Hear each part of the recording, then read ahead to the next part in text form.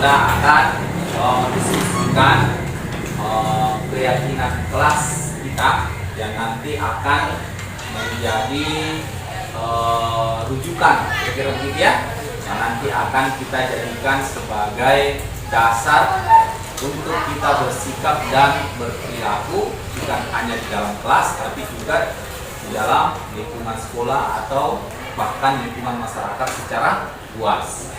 Nah, keyakinan kelas kita ini berisi nilai-nilai kebajikan yang sifatnya universal, bersifat umum, bukan terbatas pada sebuah identitas tertentu.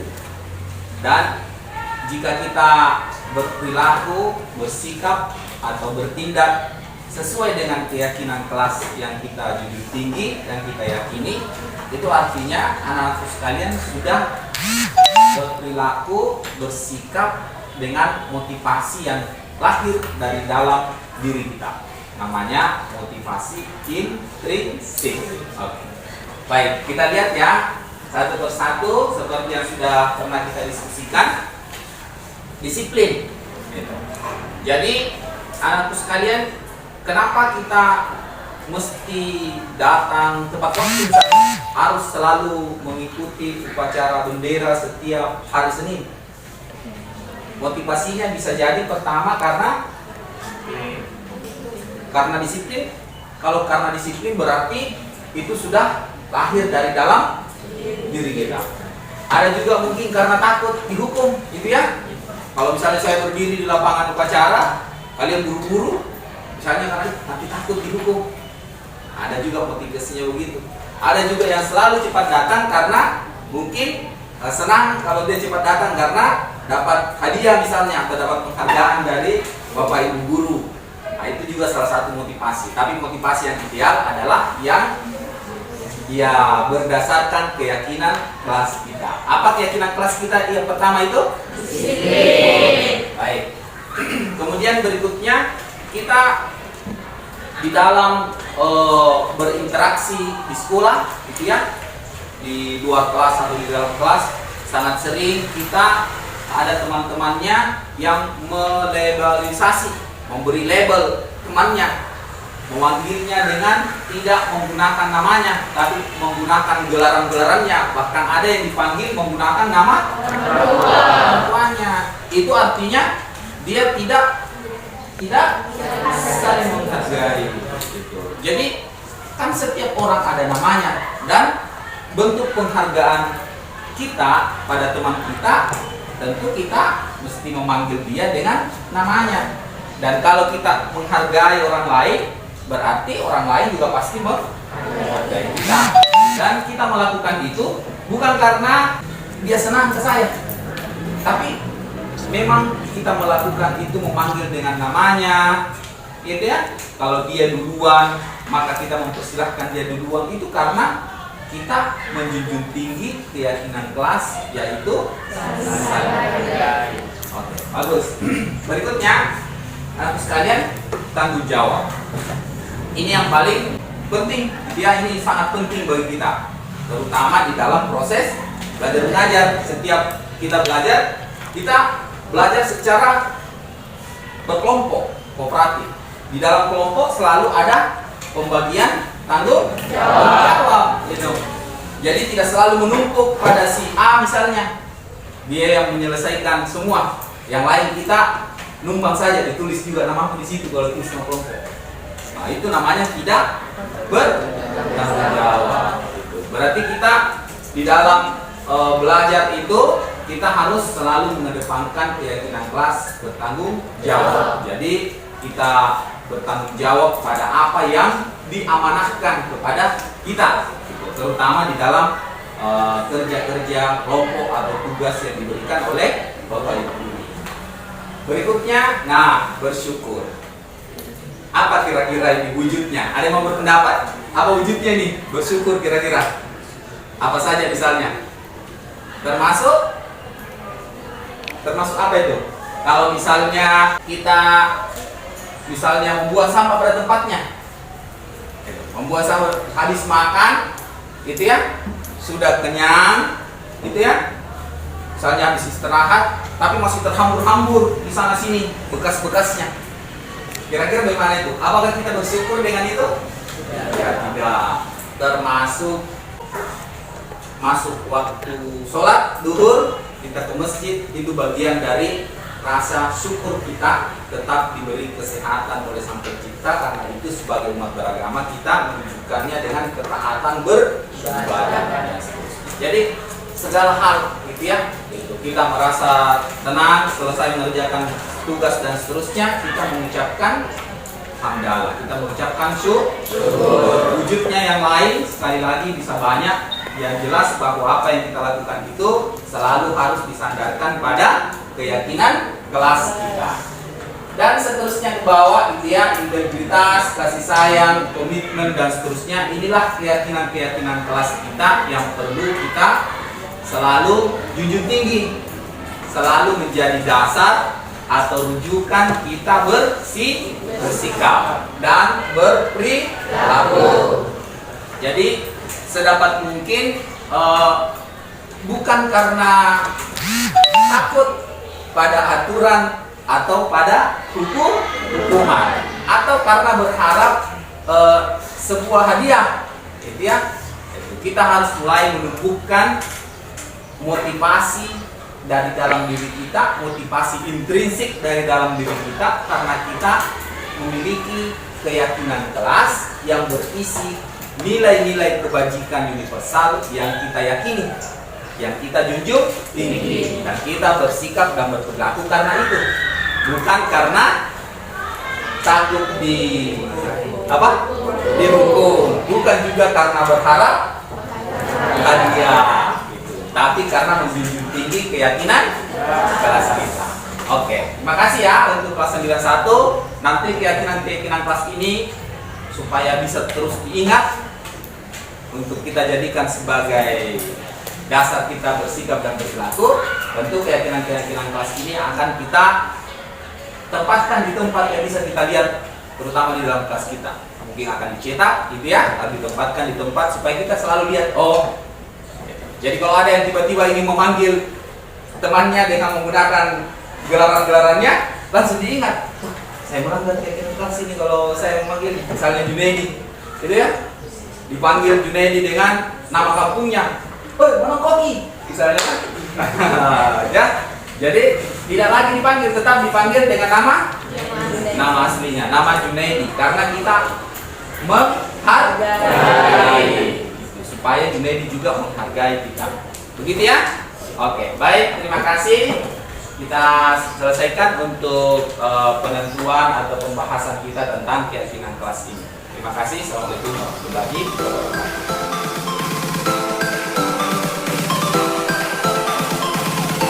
Hasil riset menunjukkan bahwa manusia itu punya 5 kebutuhan dasar. Pertama, kebutuhan bertahan hidup, survival. Apa saja itu? Ya, misalnya makan dan seterusnya, itu sebenarnya bagian dari pemenuhan. Jadi keinginan kita untuk makan, atau misalnya kita bergerak ke sana kemari atau melakukan sesuatu untuk mendapatkan makanan, itu adalah kebutuhan kita akan bertahan hidup. Kemudian ada kebutuhan cinta dan kasih sayang atau penerimaan, perhatian dan seterusnya. Ada anak di sekolah, katanya ya, teorinya ya, ada anak di sekolah itu berperilaku tertentu, itu setelah ditelusuri lebih jauh, itu karena dia ingin memenuhi satu di antara 5 kebutuhannya itu. Misalnya, dia ingin diperhatikan. Yang ketiga, kebutuhan akan kekuasaan. Jadi, ada anak-anak mungkin yang di kelas, yang mungkin bagi kita selalu ingin menunjukkan dirinya, bahkan selalu mungkin ingin menekan yang lain. Di mata kita ini perilaku yang jelek, bahkan bisa jadi ingin menunjukkan bahwa dia ingin diakui, diakui dalam konteks kemampuan. Kemudian yang keempat, kebutuhan akan kebebasan. Jadi apakah pembelajaran kita selama ini itu sudah memberi ruang untuk itu, ataukah selalu terpola. Jadi anak bahkan tidak ada pada posisi di mana dia bisa memilih gitu, bahwa saya, dan itu punya banyak gitu. Termasuk saya yang paling terutama. Bahkan dulu saya contoh satu sih, dokter. Saya tidak tahu ya kenapa dokter terus. Bagaimana kok bisa jadi dokter kalau begini? Bagaimana kok bisa jadi dokter kalau begini? Mungkin karena pelajarannya IPA ya, ya. Gitu. Padahal sejak dari kelas itu untuk ada orang yang mau bercita-cita jadi dokter. Gitu. Jadi bahkan di dalam belajar mereka kita mungkin tidak memberi pilihan, padahal mereka ada kebutuhannya untuk bisa memilih bebas begitu. Jadi dia ada hal di mana, nah itu bisa jadi direfleksikan dalam bentuk yang lain, perilaku, maksud saya perilaku yang lain. Berikutnya yang terakhir, semua orang itu pasti butuh suasana di mana dia butuh kebutuhan akan sebuah kesenangan, ya, hobi, bakat, atau yang lainnya, dan itu terkait dengan kesenangan. Ini yang mengawali diskusi kami, saya dan Pak Sabudin, dan ini saya tunjukkan ke Bapak Ibu tentang hal itu, bahwa setiap manusia paling tidak hasil risetnya menunjukkan bahwa ini ada 5 kebutuhan dasar, dan semua perilakunya itu ya sebagai manusia itu umumnya diorientasikan ke sini. Apa yang dia lakukan, sikapnya dan seterusnya itu untuk memenuhi satu atau lebih di antara 5 kebutuhan itu. Dan dengan memahami itu tentu bagaimana kita merespon perilaku anak di sekolah itu menjadi punya pertimbangan lain. Jadi ada yang melanggar atau ada yang tidak sesuai dengan yang kita harapkan, tidak selalu di pikiran kita bahwa dia sudah salah. Ada pendekatan lain yang perlu kita kedepankan. Berikutnya Bapak Ibu, ada 3 hal yang mendasari seseorang bersikap atau berperilaku yang menjadi motivasinya begitu. Yang pertama, untuk menghindari ketidaknyamanan. Ini ya Bapak Ibu ya, untuk menghindari ketidaknyamanan. Ketidaknyamanan yang dimaksud itu hukuman. Misalnya anak-anak itu, apakah semua anak-anak itu datang tepat waktu, atau masuk ke kelas, atau rajin ke sekolah dan sebagainya? Kalau ditelusuri itu akan beragam motivasinya apa, dan tidak sedikit di antara mereka motivasinya karena yang pertama itu supaya mereka tidak dihukum atau untuk menghindari hukuman, jadi mereka rajin. Yang kedua, motivasinya adalah untuk mendapatkan imbalan atau penghargaan dari orang lain, termasuk kita. Bahkan yang dulu-dulu kan kita diajari di dalam pembelajaran kita bahwa kita memberi apresiasi itu ke anak-anak. Kalau ada nih yang presentasi, ya kita beri apresiasi, salah sedikit diberi hadiah, berikutnya diberi hadiah lagi, berikutnya diberi hadiah lagi, dan seterusnya. Nah itu juga satu motivasi. Jadi akhirnya anak-anak ada yang kemudian berperilaku, bersikap itu karena yang kedua itu, untuk mendapatkan imbalan, menginginkan sesuai dengan nilai-nilai yang diyakini. Jadi mereka ada sesuatu yang menjadi rujukannya, kira-kira begitu. Nah, secara umum, Bapak Ibu, nilai yang diyakini itu, itu adalah nilai-nilai yang sifatnya bersumber dari nilai-nilai kebajikan, nilai besar. Kalau di kurikulum, itulah yang kemudian diformulasi menjadi profil pelajar Pancasila. Jadi yang pertama itu dia harus berketuhanan, bertakwa terhadap memiliki sikap mulia, kemudian kreatif dan seterusnya.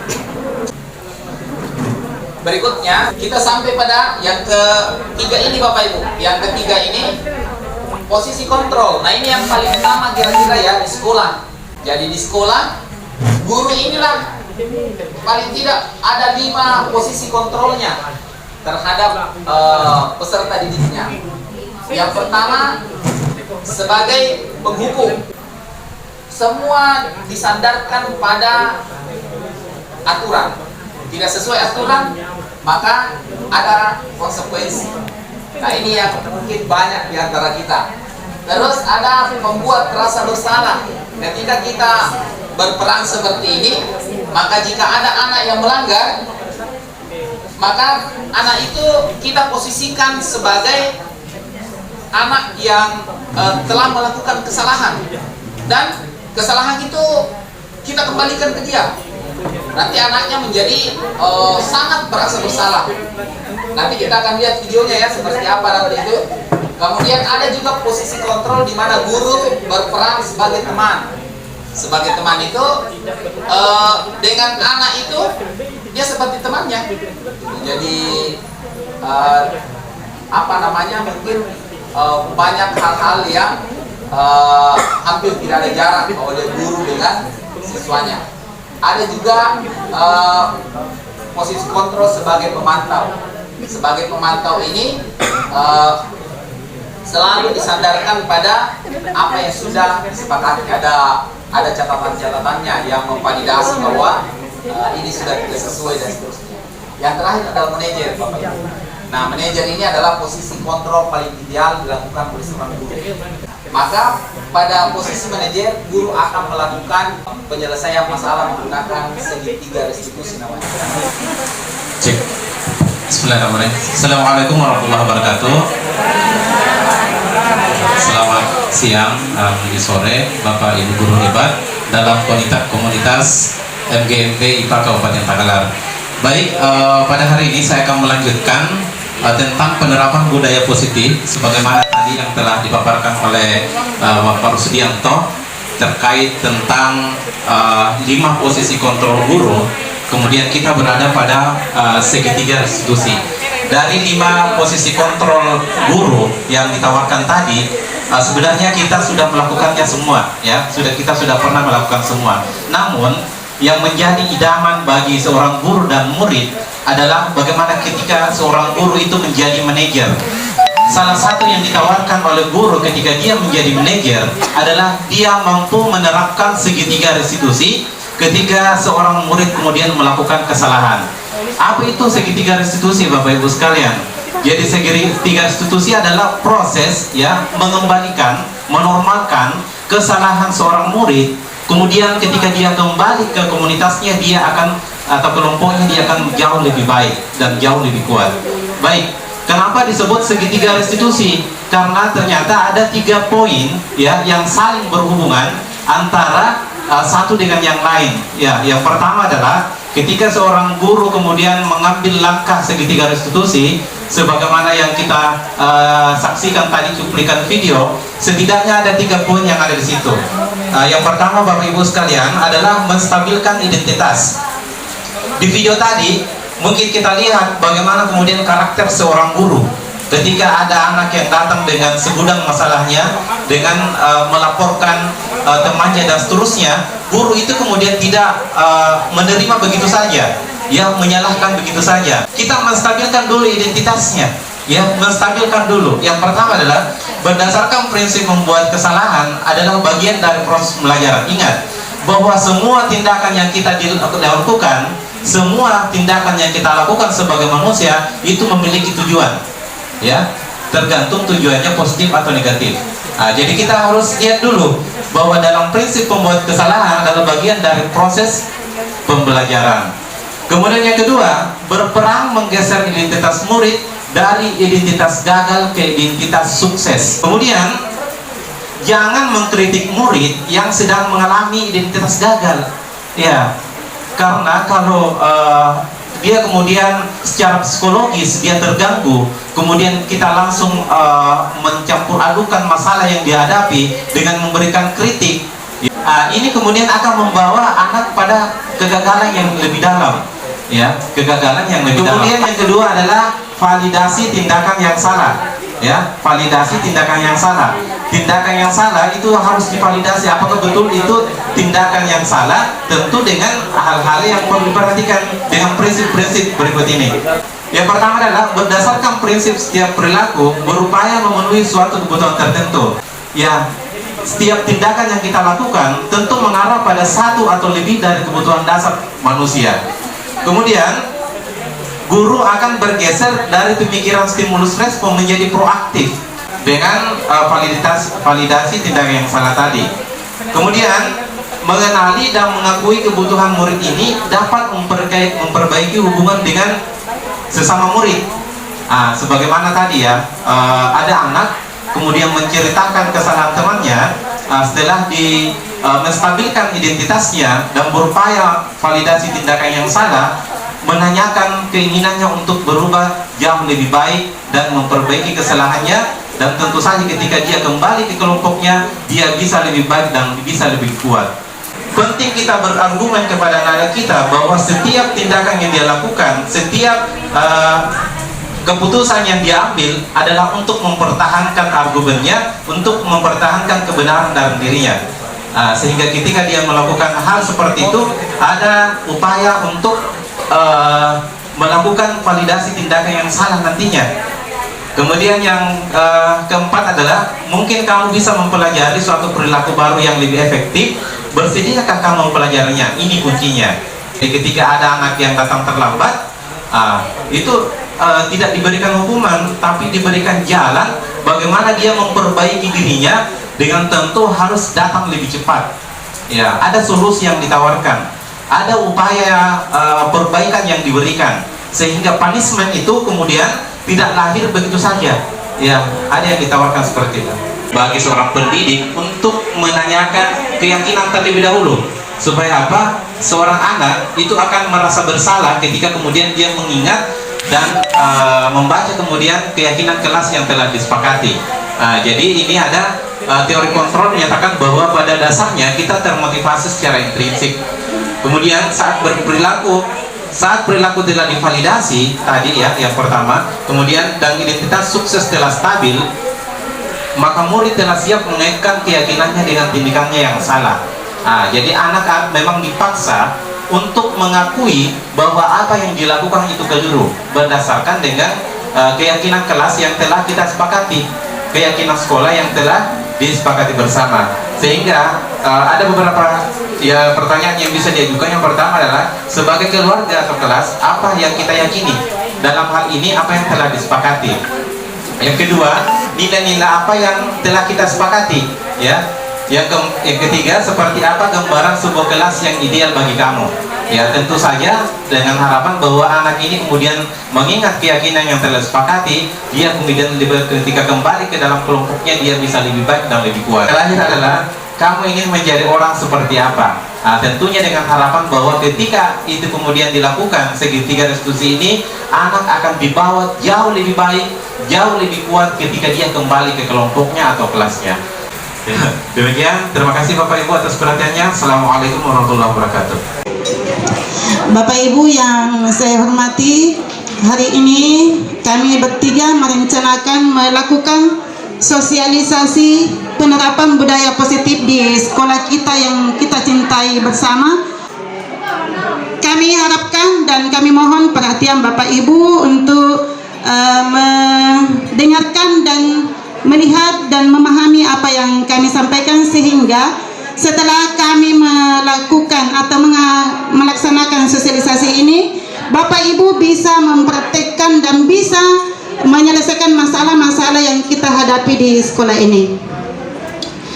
Nah, untuk mempersingkat waktu, untuk sesi pertama akan dibawakan oleh Bapak Rusdianto Dembani. Assalamualaikum warahmatullahi wabarakatuh. Alhamdulillah, syukurillah, la haula wala quwwata illa billah, abad. Bapak Ibu yang saya hormati, alhamdulillah hari ini kami bertiga, saya, Rusdianto, Bu Samsiar dan Ibu Hatijah, melaksanakan pengimbasan ya atau sosialisasi budaya positif yang kami pelajari dalam pendidikan calon guru penggerak. Dan terkait dengan budaya positif ini ada beberapa materi yang akan kami coba sajikan. Nanti kalau ada waktu mungkin bisa didiskusikan ya Bapak Ibu dengan kami. Yang pertama itu insya Allah nanti kita akan diskusi tentang 5 kebutuhan dasar manusia. 5 kebutuhan dasar manusia ini, yang pertama kebutuhan bertahan hidup yang berkaitan dengan fisik ya, seperti makan, tidur, tempat tinggal, dan seterusnya.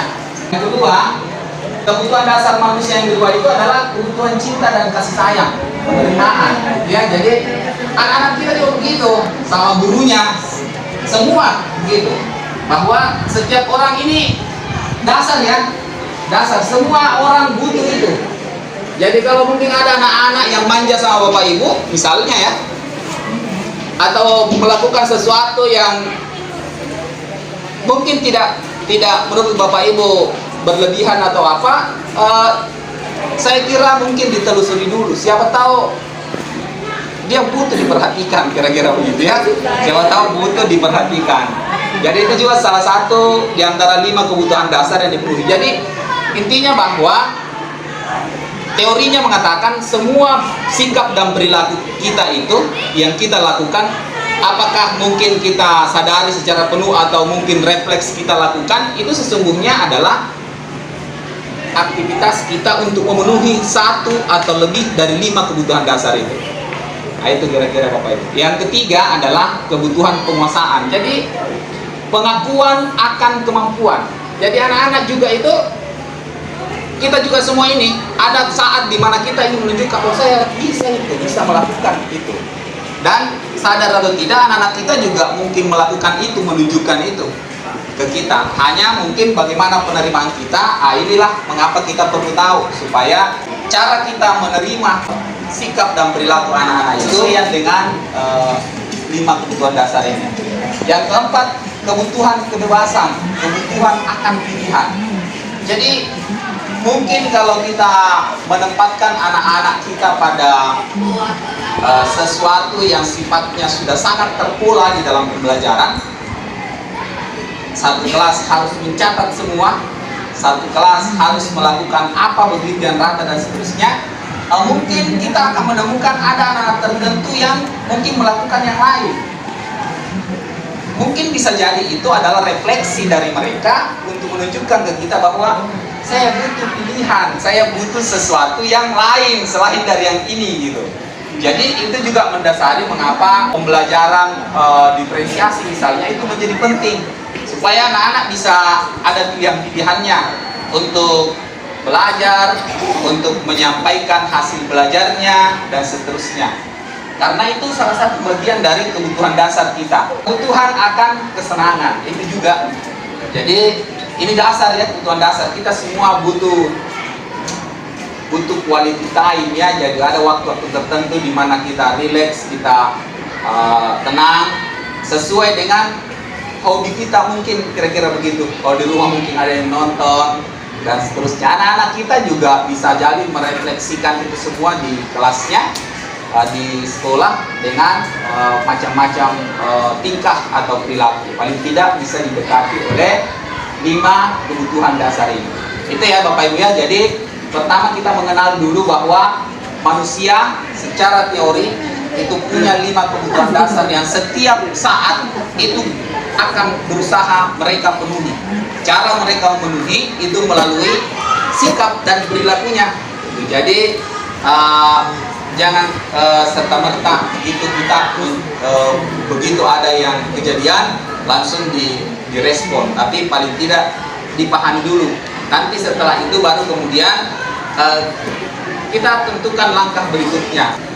Lalu berikutnya Bapak Ibu, kita ke sini, ke alasan atau motivasi manusia melakukan sesuatu. Ini motivasinya, apa yang mendorong gitu. Apa yang mendorong gitu ya, apa yang mendorong. Misalnya Bapak Ibu selalu datang sebelum jam 7.30 ke sekolah. Apa yang mendorong itu? Salah satunya yang pertama Bapak Ibu, untuk menghindari ketidaknyamanan atau hukuman. Malam-malam ditegur, 1. Ataukah yang kedua, untuk mendapatkan imbalan atau penghargaan dari orang lain? Ya. Terus berikutnya Bapak Ibu, yang ketiga, ini motivasi yang paling ideal untuk menjadi orang yang mereka inginkan sesuai dengan nilai-nilai yang diyakini. Ini yang yang ideal ya Bapak Ibu, yang paling ideal. Kita bawa saja ke dalam konteks sekolah peserta didik. Meyakini nilai. Jadi maka karena itu di dalam kelas kita itu kita harus membuat sebuah kesepakatan atau keyakinan kelas bahwa Ananda itu datang kena 7:30 harus ada di sini, kelas tak harus bersih, kita berkolaborasi dengan teman-teman tak, kita membantu teman tak, dan seterusnya.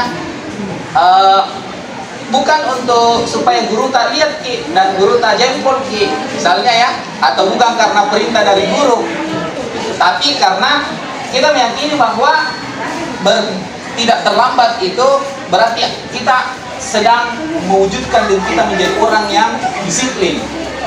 Lalu kita membantu orang lain misalnya, karena kita percaya bahwa dengan membantu orang lain satu waktu kita juga akan dibantu oleh orang lain. Atau misalnya kita membantu itu karena kita saling menghormati dan seterusnya. Itulah yang disebut dengan kebajikan universal, dan itulah yang paling ideal dijadikan sebagai dasar atau motivasi untuk melakukan sesuatu. Anak-anak kita kalau sudah sampai di tingkat ini Bapak Ibu, maka budaya positif di sekolah itu menjadi sebuah keniscayaan. Niscaya dia menjadi satu hal yang sangat bisa diwujudkan. Sebaliknya mungkin sampai saat ini kita masih terus menggunakan pendekatan lain ya selain ini. Pendekatan yang pertama misalnya motivasinya, jadi masih anak-anak melakukan sikap dan perilaku itu mungkin bisa jadi masih karena dia takut terhadap aturan yang ada atau takut pada gurunya. Nah, ini pelan-pelan kita akan mengarahkan sampai ke tingkat ini. Saya kira demikian Bapak Ibu dari saya kembalikan ke Ibu Samsiah. Terima kasih. Assalamualaikum warahmatullahi wabarakatuh. Assalamualaikum warahmatullahi wabarakatuh. 5 posisi kontrol itu adalah 1. Posisi penghukum, 2. Posisi pembuat merasa bersalah, 3. Posisi teman, 4. Posisi pemantau atau motor, dan 5. Posisi manajer. Posisi manajer adalah posisi kontrol yang disarankan untuk membimbing murid memiliki sikap disiplin yang positif, yaitu murid yang mandiri, bertanggung jawab, dan dapat memecahkan masalah. Oke, dari 5 posisi kontrol yang seharusnya ada tadi, yang disarankan, yang tidak disarankan kita sebagai pengajar atau pendidik adalah yang posisi pertama dan kedua, yaitu sebagai penghukum dan membuat merasa bersalah. Ya, mungkin kita harus memahami bahwa setiap anak terlahir dengan keunikan masing-masing. Dia memiliki karakter atau suatu yang sudah lahir sudah begitu. Kita tidak bisa memaksakan peserta didik kita seperti apa yang kita mau, ya. Jadi diibaratkan kita guru itu atau pendidik itu sebagai petani, ya. Artinya kita tidak bisa merubah kodrat alam dari peserta didik kita seperti apa yang kita mau, ya. Kita hanya bisa mengarahkan, memantau untuk mendapatkan kebahagiaan peserta didik kita. Misalnya kita seorang petani jagung misalnya ya, kita tidak bisa mengharapkan apa yang jagung yang kita tanam itu nanti hasilnya adalah padi, ya. Tetap sebagai jagung nanti, tapi bagaimana kita memeliharanya menjadi tanaman jagung yang berkualitas, hasil yang bagus dengan memupuknya, memeliharanya, sama dengan peserta didik kita. Bagaimana cara kita menuntun mereka, anak-anak kita, dengan kita bertindak sebagai yang paling bagus katanya itu adalah sebagai manajer tadi ya. Iya, yang penghukum jangan di zaman milenial sekarang ini dengan zaman yang teknologi kita masih di penghukum. Mungkin di zaman saya sekolah mungkin tidak masalah sih ini, ya, karena kurang bagus ya, sangat tidak dibenarkan penghukum dan pembuat rasa bersalah. Jadi kalau manajer ini yang paling disarankan oleh kita sebagai guru dan pendidik. Mudah-mudahan saya dan teman-teman sekalian bisa merubah paradigma lama menjadi paradigma baru sekarang, yang kita jadi guru yang lebih baik lagi ke depannya. Ya, mungkin sekian dari saya, nanti dilanjutkan oleh teman saya Bu Samsiar untuk menjelaskan tentang segitiga restitusi, yaitu bagaimana jika ada kasus di kelas dan bagaimana menanganinya. Oke, terima kasih. Assalamualaikum warahmatullahi wabarakatuh. Nah, tadi sudah dijelaskan bagaimana apa kebutuhan dasar peserta didik, kemudian bagaimana posisi kita di dalam kelas, di dalam sekolah. Nah, sekarang yang saya menjelaskan adalah bagaimana kita mengubah peserta didik itu dari orang yang merasa gagal, dari orang yang sudah melakukan kesalahan tapi dia bisa memperbaikinya. Nah, itulah yang saya akan menjelaskan tentang restitusi atau perbaikan kesalahan dengan segitiga restitusi.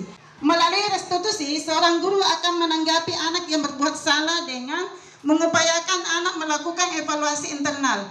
Jadi dia akan mengevaluasi dirinya bahwa oh, yang saya lakukan itu memang betul-betul salah dan itu masih bisa diperbaiki.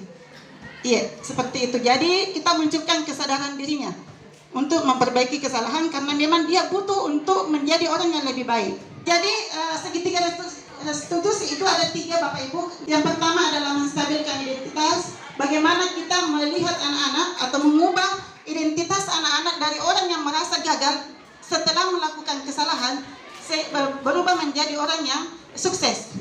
Nah, itu untuk menstabilkan identitas. Kemudian yang kedua adalah validasi tindakan yang salah, bahwa semua perilaku itu bisa diperbaiki. Kemudian yang ketiga adalah membuat keyakinan kelas. Nah, seperti apa itu tindakan-tindakan contohnya? Kita lihat videonya. Nah, ini adalah salah satu contoh bagaimana kita menanyakan keyakinan atau nilai-nilai kebajikan yang akan diperoleh oleh peserta didik. Jadi, kalau kamu memperbaiki masalah ini, kamu menjadi orang seperti apa? Pasti anak-anak akan menjawab sesuai dengan kebutuhan dasarnya dan sesuai dengan keyakinan-keyakinan yang telah dibuat bersama di dalam sekolah ataupun di dalam kelas. Seperti itu. Ya, lanjut. Di masalah ini, kamu akan menjadi orang seperti apa?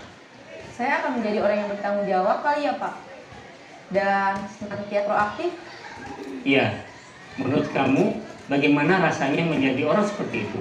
Ya nyaman lah. Bangga bisa bersahabat dan menahan diri. Baiklah kalau begitu. Yuk kita pikirkan bagaimana memperbaiki masalah ini. Nah, itulah tadi contoh-contoh bagaimana kita melakukan segitiga restitusi di dalam di peserta didik yang telah melakukan kesalahan. Jadi kita senantiasa memperbaiki kesalahan peserta didik, tetapi tidak sebagai penghukum dan tidak juga sebagai orang yang guru yang selalu membuat anak-anaknya merasa bersalah. Tetapi bagaimana kita memperbaiki kesalahan itu, karena kita telah menyadarkan diri peserta didik itu bahwa sesuatu itu bisa diubah menjadi lebih baik. Seperti itu. Terima kasih, mungkin itu dan mungkin bisa dilengkapi oleh Pak Rusdianto. Dan saya akhiri dengan ucapan wabillahi taufiq wal hidayah. Wassalamualaikum warahmatullahi wabarakatuh. Baik, terima kasih Ibu Samsiar, Ibu Hatijah. Terima kasih juga untuk Bapak Ibu yang sudah dengan penuh semangat bisa mengikuti pengimbasan ini, sosialisasi budaya positif dari kami. Saya kira ini bagian awal ya dari ikhtiar kita untuk mewujudkan sekolah yang memiliki budaya positif. Perlahan menuju ke budaya positif itu tentu tidak mudah. Hal-hal ini adalah hal-hal yang sangat rasional dan dapat kita lakukan pelan-pelan untuk lebih awal membentuk disiplin positif terlebih dahulu. Terima kasih atas kesempatan yang diberikan. Pertanyaan ini saya alamatkan kepada saudara saya Bu Hatijah. Ada 5 kontrol. Ya, untuk menuju puncak manajerial. Ya, itu tidak gampang juga. Karena kita dulu diajar dengan guru yang berlatar belakang kolonial Belanda ya. Maka itu melekat sampai sekarang. Atau kalau guru-guru yang junior yang baru terangkat. Ya begini, anak-anak kan beda-beda karakternya, perilakunya. Ada yang mau dibujuk, dirayu, ada butuh memang kata-kata pedas lah begitu. Iya. Baru mau berubah. Ya, yang ini sering saya lakukan. Dibujuk. Tidak berubah, kadang juga tatapan mata ada memang siswa sudah mengerti. Ya. Ini cara pandangannya ini karena berulang, berarti kita kembali ke yang pertama itu, menghukum. Ya. Ya. Yang kedua, terkadang anak-anak itu terus melanggar. Sudah dibujuk, dirayu, akhirnya kembali ke menghukum. Memang harapannya ini apa itu tadi yang 5 manajerial. Jadi tingkah laku anak-anak sama dengan kita bersaudara. Ada yang orang tua cuma membengkak, ada yang cuma mau dikasih sayang, berubah. Ya, itu pertanyaan saya. Jadi mungkin kata kuncinya di sini. Sekarang sudah tiba saatnya kita menghapus yang adalah sikap saling menghukum, saling menyalahkan. Marilah kita menatap masa depan dengan penuh harapan dan keyakinan. Terima kasih.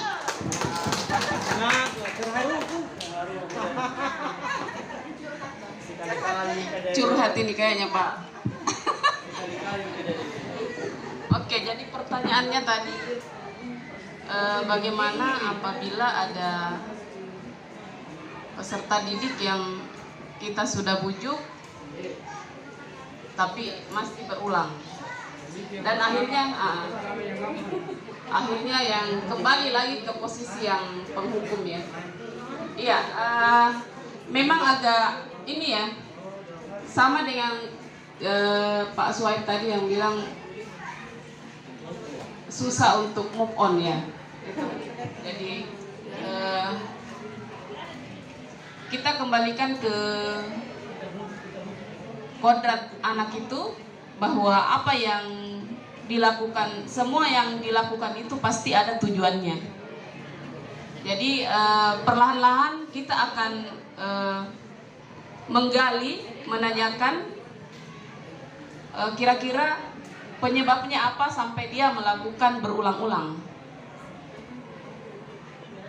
Karena memang tidak gampang untuk kita memposisikan diri sebagai manajer. Saya sudah sadari sendiri bahwa selama ini masih proses terus sampai ke manajer itu, karena yang selama ini saya lakukan masih dalam tahap pemantau teman, dan mungkin kadang-kadang masih ke tahap penghukum itu.